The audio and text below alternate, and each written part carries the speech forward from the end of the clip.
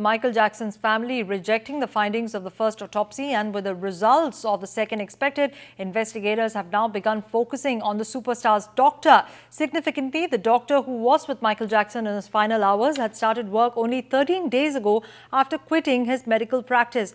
Dr. Conrad Robert Murray, who is believed to have injected the singer with the painkiller Demerol and later tried to resuscitate him as he lay unconscious, had a history of financial problems. The news comes as Michael Jackson's family has alleged that a coterie around Jackson was trying to fleece the singer.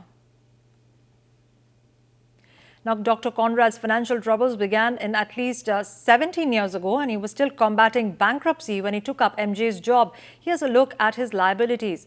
Dr. Murray filed for bankruptcy in California 17 years ago. He was also defaulting on his taxes, and there were tax liens charges imposed on a property to secure payment, and he was also being tried on that count. In 2008, 3 legal judgments totaling £260,000 were filed against Dr. Murray or his company in a Nevada court. Let me go across to Rahul, who joins us. Rahul, it seems that this Dr. Murray seems to have had quite a murky past.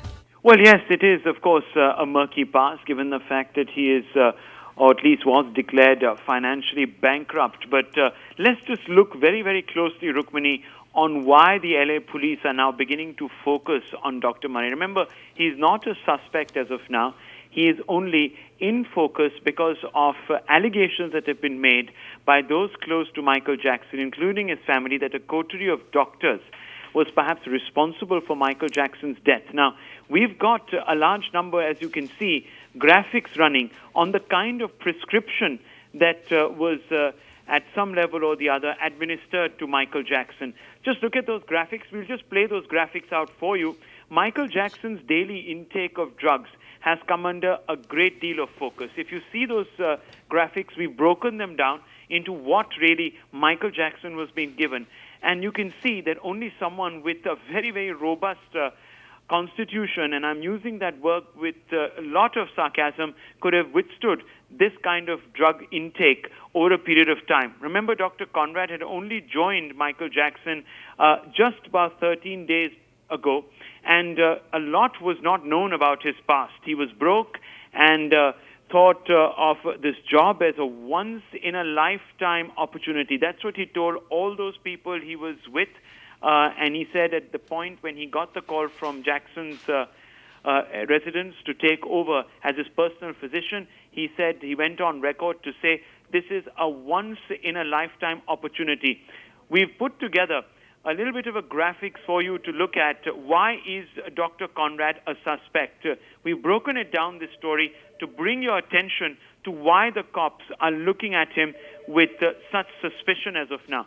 Well, he was, of course, reportedly broke and thought of this job as a once-in-a-lifetime opportunity, an odd choice, really, of phraseology that was used. Also, MJ's family, Michael Jackson's family, says Dr. Conrad had an interest in fleecing the pop star by prescribing these expensive drugs. Perhaps he wanted at some level or the other to make enough money so that he could pay back his debts.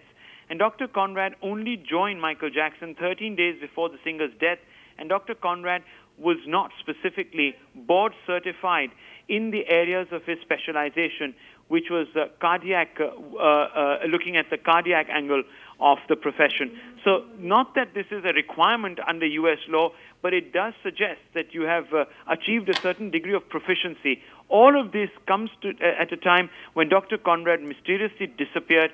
Then he showed up. Now he's proclaimed his innocence, saying that he has nothing to do with Michael Jackson's death. In fact, he's gone on record to say that Michael Jackson was hale and hearty. But this doesn't explain, of course, his prescription, which a large number of specialists, especially in the United Kingdom, and leading specialist pharmacists, to be exact, in the United States, have called strangely very, very dangerous. They have come out and said that it was an extremely rare dosage to give someone so much medication, and it was dangerous. So quite clearly there was perhaps an element of dereliction of duty. May not be anything much more malicious than that, but certainly there are question marks now being asked over Dr. Conrad. He is being, of course, interviewed once again, and we'll have the latest, of course, on that. All right, Rahul, it will be interesting to see what comes out of that interrogation. Thanks very much for joining us with that update.